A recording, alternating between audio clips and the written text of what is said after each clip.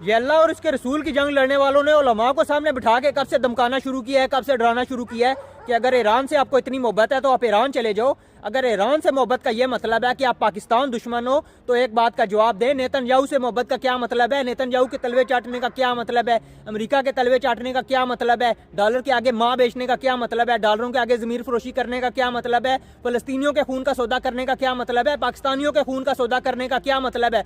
जरा इस बात का भी जवाब दें। आपको अगर उनसे इतनी मोहब्बत है तो आप उधर चले जाएं। वैसे भी रिटायरमेंट के बाद आपने उधर जाना है। पाकिस्तान की पब्लिक के साथ जो कुछ करते हैं, पाकिस्तान की पब्लिक को तो आप रिटायरमेंट के बाद फेस नहीं कर सकते। वही आप लोगों का ठिकाना है, आप लोगों ने उधर ही जाना है। मैं सलूट पेश करता हूँ पाकिस्तान के उलमाए ताशीक को, जिन्होंने हक का रास्ता नहीं छोड़ा। जो कुछ हुआ है वो सीधा सीधा आके उन्होंने बयान किया है। अब मैं मुखातिब हूँ पाकिस्तान के उलमाए सू से, मैं क्या उनको सुन्नी किस तरह कहूँ? वो सुन्नी नहीं, वो उलमाए टुन्नी है। मैं उनसे यही कह के मुखातिब करूंगा। मैं खुद अहले सुन्नत से हूँ, पर उन्होंने हक के रास्ते पे नहीं आए। जब उनके साथ इस तरह किया गया है ना, तो उन्होंने आके हक बयान नहीं किया, उन्होंने पब्लिक को आके कोई और कहानियां कही है। यही इन लोगों की असलियत है।